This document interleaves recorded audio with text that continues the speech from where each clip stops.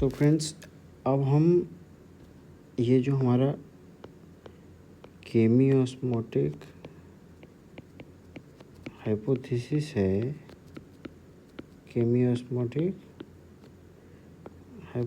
है, इसको हम इसका जो ये डायग्रामेटिक स्टडी है, इसकी हेल्प से हम कैसे चीज़ों को बेहतरीन तरीके से समझ सकते हैं, उसको हम आपको थोड़ा सा आसान शब्दों में बताने की कोशिश कर रहे हैं। ठीक है ना। देखिए,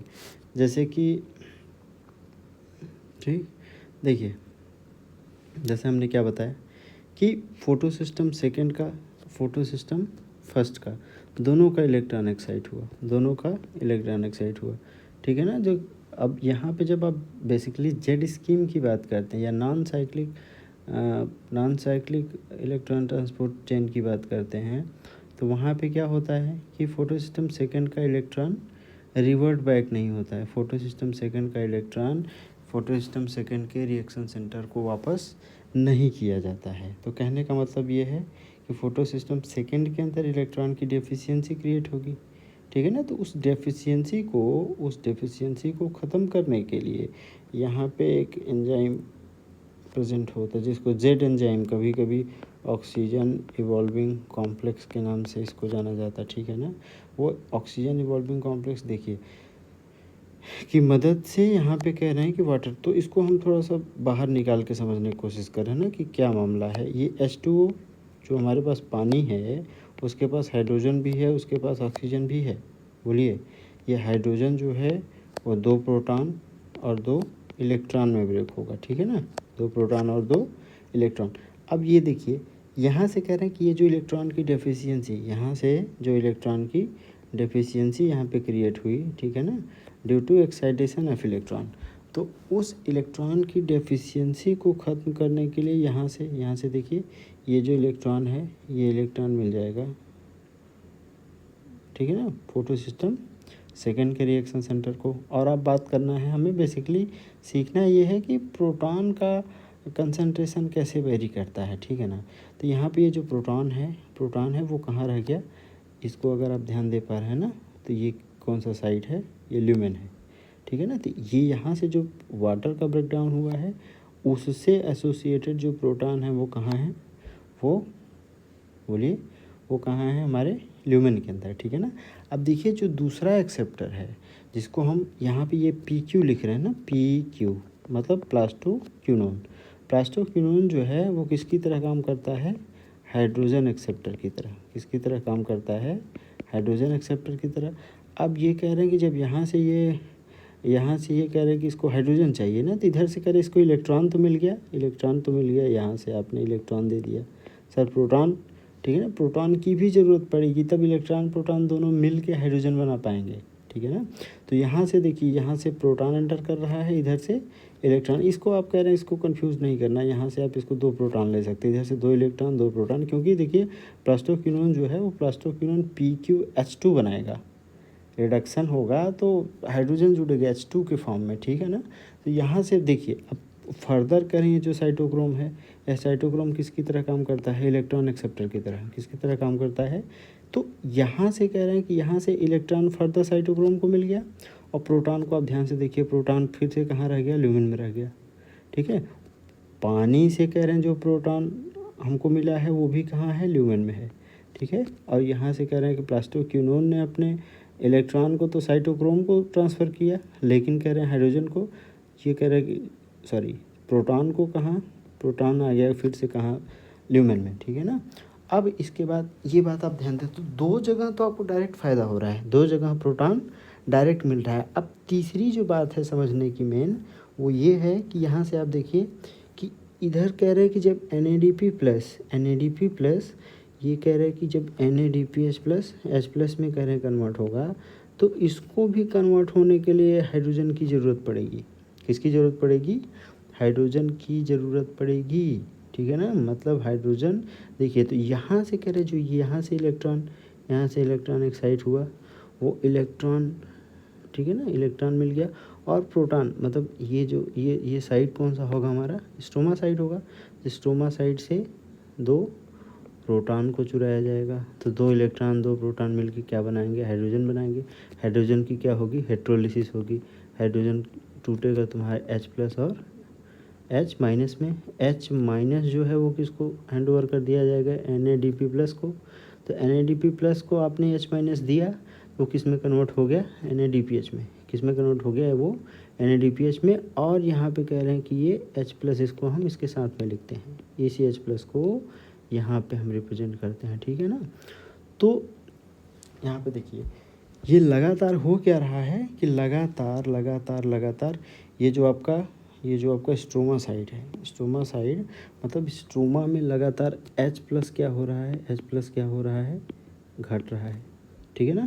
और ल्यूमेन में क्या हो रहा है, ल्यूमेन में H+ का कंसंट्रेशन लगातार क्या हो रहा है, बढ़ रहा है। बोलिए, तो ल्यूमेन में कह रहे हैं कंसंट्रेशन बढ़ रहा है और स्ट्रोमा में कंसंट्रेशन क्या हो रहा है, घट रहा है, ठीक है ना। तो एक जगह कंसंट्रेशन बढ़ रहा है, दूसरी जगह कंसंट्रेशन घट रहा है, ठीक है ना। तो इसकी वजह से एक ग्रेडियंट मिलता था जिसको हम लोग क्या नाम दे देते थे, कंसंट्रेशन ग्रेडियंट। इसको क्या नाम दे रहे थे, कंसंट्रेशन ग्रेडियंट। अब दूसरा जो ग्रेडियंट है उसके बारे में थोड़ा सा विचार करते हैं। देखिए जब आप कह रहे हैं स्ट्रोमा साइड से प्रोटॉन को लगातार कह रहे हैं प्रोटॉन स्ट्रोमा से हट रहा है, यानी जो पॉजिटिव चार्ज है, पॉजिटिव चार्ज कह रहे हैं स्ट्रोमा से क्या हो रहा है, लगातार कम हो रहा है। तो स्ट्रोमा साइड पे कौन सा चार्ज आएगा, सोचो थोड़ा सा, स्ट्रोमा साइड पे कौन सा चार्ज आएगा। कहीं से आप पॉजिटिव चार्ज हटाइएगा तो वहाँ पे नेगेटिव चार्ज क्रिएट ना होगा, ठीक है ना। और पॉजिटिव चार्ज डायरेक्टली एक्यूमुलेट कहाँ हो रहा है, तो वो तो आपको साफ साफ दिखाई दे रहा है कि सर ये जो ल्यूमेन है, ल्यूमेन में लगातार पॉजिटिव चार्ज क्रिएट हो रहा है। तो ये पॉजिटिव और नेगेटिव चार्ज दोनों मिलके एक दूसरा ग्रेडियंट बनाते हैं, यहाँ पे एक दूसरा ग्रेडियंट बनाते हैं जिसको हम लोग वोल्टेज ग्रेडियंट के नाम से जानते हैं। किस नाम से, वोल्टेज ग्रेडियंट, यानी ये VG, ठीक है ना। अब ये कह रहे हैं कि ये जो कंसंट्रेशन ग्रेडियंट है और ये वोल्टेज ग्रेडियंट है, दोनों मिलके यानी कंसंट्रेशन ग्रेडियंट और वोल्टेज ग्रेडियंट दोनों मिलके क्या बनाते हैं, proton motive force. Proton motive force का मतलब प्रोटॉन को मोशन देने वाला फोर्स, यानी प्रोटॉन मोटिव फोर्स यहाँ बना होगा, ठीक है ना। प्रोटॉन मोटिव फोर्स, ठीक है ना, ल्यूमेन साइड में तैयार हो रहा है। अब वो करता क्या है प्रोटॉन मोटिव फोर्स, ये ल्यूमेन में कह रहे हैं कि जो प्रोटॉन लगातार बढ़ रहा है ना, बढ़े हुए प्रोटॉन को, ठीक है, वो ल्यूमेन से बाहर फेंकना शुरू करता है। किधर साइड में, स्ट्रोमा साइड में, ल्यूमेन से स्ट्रोमा साइड में। तो आप देखिए थोड़ा सा कि यहाँ पे ध्यान से देखने की कोशिश करेंगे तो ये जो प्रोटॉन का फ्लो हो रहा है, ये जो प्रोटॉन का फ्लो हो रहा है, प्रोटॉन अपने हायर कंसंट्रेशन से, प्रोटॉन अपने हायर कंसंट्रेशन से लोअर कंसंट्रेशन की तरफ मूव करता है, ठीक है ना। कहाँ से कहाँ मूव करता है, from their higher concentration to their lower concentration. तो अब प्रोटॉन जब अपने हायर कंसंट्रेशन से लोअर कंसंट्रेशन की तरफ मूव करता है, ठीक है ना, तो उस प्रोटॉन के मूवमेंट की वजह से, ठीक है ना, वो प्रोटॉन का जो ग्रेडियंट है, कंसंट्रेशन ग्रेडियंट है, जब वो डिस्टर्ब होता है, ठीक है, तो इस मूवमेंट में, इस प्रोटॉन के मूवमेंट में ये कह रहे हैं कि ये जो हमारा ऑक्सीसोम वाला पार्ट है उसके अंदर कन्फर्मेशनल चेंजेस होते हैं। कैसे चेंजेस होते हैं, कन्फर्मेशनल चेंजेस। ये कन्फर्मेशनल चेंज होने की वजह से ये यहाँ से क्या करते हैं, कुछ एनर्जी रिलीज कर देते हैं, ठीक है ना, कुछ एनर्जी क्या करते हैं, रिलीज कर देते हैं। और इस रिलीज्ड एनर्जी का इस्तेमाल एडिनोसिन डाइफॉस्फेट अपने इनऑर्गेनिक फास्फेट को जोड़ने में इस्तेमाल कर लेता है, यानी यहाँ से ADP और इनऑर्गेनिक फास्फेट जुड़ जाते हैं with the help of energy, और क्या बनाते हैं, ATP बनाते हैं। इसी घटना को नाम दिया गया है यहाँ पे फास्फोराइलेशन। इसी घटना को क्या नाम दिया गया, फास्फोराइलेशन, ठीक है ना। तो बेसिकली आपसे पूछा जाएगा कि जो केमियास्मोटिक हाइपोथेसिस है उसका पर्पज़ क्या है। तो केमियास्मोटिक हाइपोथेसिस का पर्पज़ है पर्पज़ है प्रोडक्शन ऑफ एटीपी। क्या है? Production of ATP. ठीक है ना, कि एटीपी कैसे एक्चुअल में सिंथेसाइज होता है, कैसे एक्चुअल में सिंथेसाइज होता है। तो हमने एटीपी बनने का दो तरीका सीख लिया। ठीक है ना, एक हमने अपने प्रीवियस वीडियोस के अंदर ऑक्सीडेटिव फास्फोराइलेशन, जिसको हमने इलेक्ट्रॉन ट्रांसपोर्ट सिस्टम में डिटेल में डिस्कस किया है, वो आप, ठीक है ना, आप पीछे जाके पढ़ाई कर सकते हैं इसी चैनल पे। और ये दूसरा जो कहानी है, इसको नाम दिया जाता है, ये हो गया हमारा ऑक्सीडेटिव फास्फोराइलेशन। ठीक है ना, और इस घटना को नाम दिया जाता है photo phosphorylation. Photo phosphorylation means light के प्रेजेंस में एटीपी का बनना। लाइट के प्रेजेंस में एटीपी का बनना क्या कहलाता है? फोटोफॉस्फोराइलेशन। ठीक है ना, तो ये जो कह रहे हैं, ये जो फोटोफॉस्फोराइलेशन, या हम बेसिकली यहाँ पे ये देखने की कोशिश करेंगे कि एटीपी बना कैसे। एटीपी बना कैसे? तो एटीपी बनने के लिए हमें प्रोटॉन, ठीक है ना, प्रोटॉन का कंसंट्रेशन ग्रेडियंट ध्यान रखना है कि वो कंसंट्रेशन ग्रेडियंट कैसे बनता है। ठीक है ना, और दूसरी बात क्या ध्यान में रखना, मतलब अगर आपसे कंसंट्रेशन ग्रेडियंट के बारे में पूछा जाएगा तो आप बोलेंगे कि सर, अगर आप अमाउंट, प्रोटॉन के अमाउंट के बेसिस पे जब आप बात करेंगे, तो अमाउंट के बेसिस पे जो ग्रेडियंट बनता है उसको नाम दिया जाता है, ठीक है ना, उसको नाम दिया जाता है कंसंट्रेशन ग्रेडियंट। और जब कहीं से आप पॉजिटिव चार्ज हटाएंगे, ठीक है ना, जब कहीं से आप पॉजिटिव चार्ज हटाएंगे तो रिलेटिव निगेटिव वहाँ पे क्या होगा? क्रिएट होगा, क्योंकि ओवरऑल चार्ज क्या होता है? कंजर्व रहता है। ठीक है ना, ओवरऑल चार्ज क्या होता है? कंजर्व होता है। ठीक है ना, आप कहीं से पॉजिटिव चार्ज हटाइएगा, आप कहीं से भी पॉजिटिव चार्ज हटाते हैं तो इनडायरेक्टली आप एक यूनिट का पॉजिटिव चार्ज कहीं से हटाइए तो आपने वहाँ पे एक यूनिट का नेगेटिव चार्ज क्या किया? क्रिएट किया। तो एक तो कह रहे हैं कि ग्रेडियंट बनता है प्रोटॉन के अमाउंट के बेस पे, ठीक है ना। अब कह रहे हैं जब प्रोटॉन लगातार कहीं से हटेगा तो वहाँ पे नेगेटिव चार्ज क्रिएट होगा, और प्रोटॉन जहाँ अक्यूमुलेट होगा वहाँ पे पॉजिटिव चार्ज, ठीक है ना। तो ये पॉजिटिव नेगेटिव दोनों मिल के क्या बनाते हैं? वोल्टेज ग्रेडियंट, ठीक है ना। और कंसंट्रेशन ग्रेडियंट आपने पहले ध्यान दिया कि कंसंट्रेशन ग्रेडियंट कैसे क्रिएट होता है। अब ये कंसंट्रेशन ग्रेडियंट और वोल्टेज ग्रेडियंट दोनों मिल के, कंसंट्रेशन ग्रेडियंट और वोल्टेज ग्रेडियंट मिल के क्या बनाते हैं? Proton motive force. और ये प्रोटॉन मोटिव फोर्स क्या करता है? प्रोटॉन मोटिव फोर्स कह रहे हैं कि जो ल्यूमेन के अंदर बढ़ा हुआ प्रोटॉन का जो अमाउंट है, उस बढ़े हुए प्रोटॉन के अमाउंट को कहाँ से कहाँ, तो ल्यूमेन से स्ट्रोमा साइड में पंप करते हैं। ल्यूमेन से स्ट्रोमा, कहाँ से कहाँ? ल्यूमेन से स्ट्रोमा। तो ल्यूमेन में कंसंट्रेशन क्या है? हायर है। ल्यूमेन में कंसंट्रेशन क्या है? हायर है। यानी प्रोटॉन को कहाँ से कहाँ मूव कराया गया? Proton will be move from their higher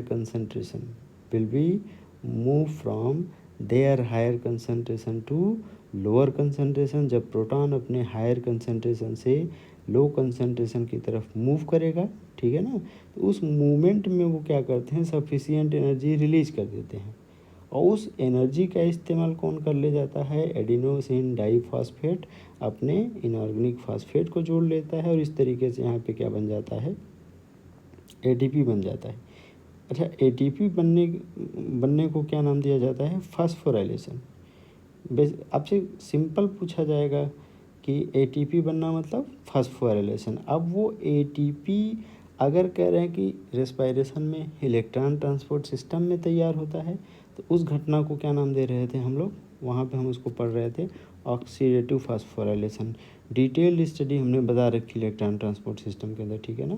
और अगर ये कह रहे हैं कि एटीपी अगर सनलाइट की वजह से बन रहा है तो उसको क्या नाम दिया जाएगा? फोटोफॉस्फोराइलेशन, ठीक है। तब यहाँ पे कह रहे हैं फास्फोराइलेशन मतलब तो एटीपी बन गया।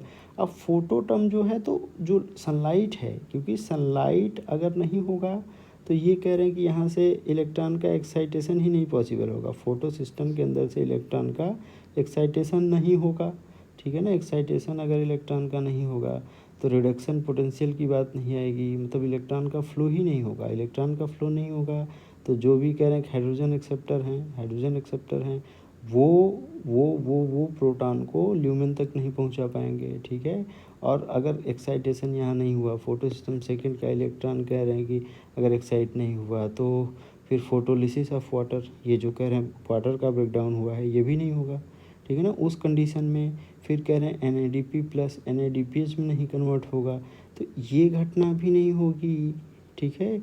ये घटना भी नहीं होगी, तो ये घटना भी नहीं होगी, ये घटना भी नहीं होगी, तो उसकी वजह से, ठीक है ना, यहाँ पे इसलिए इस पूरी घटना को क्या नाम दिया जा रहा है, फोटोफॉस्फोराइलेशन, यानी ATP का production with the help of sunlight का इस्तेमाल करके कैसे ATP बनाया जा रहा है, इसी घटना को नाम दिया जाता है फोटोफॉस्फोराइलेशन। तो बेसिकली यही है केमियोस्मोटिक थियरी, ठीक है ना।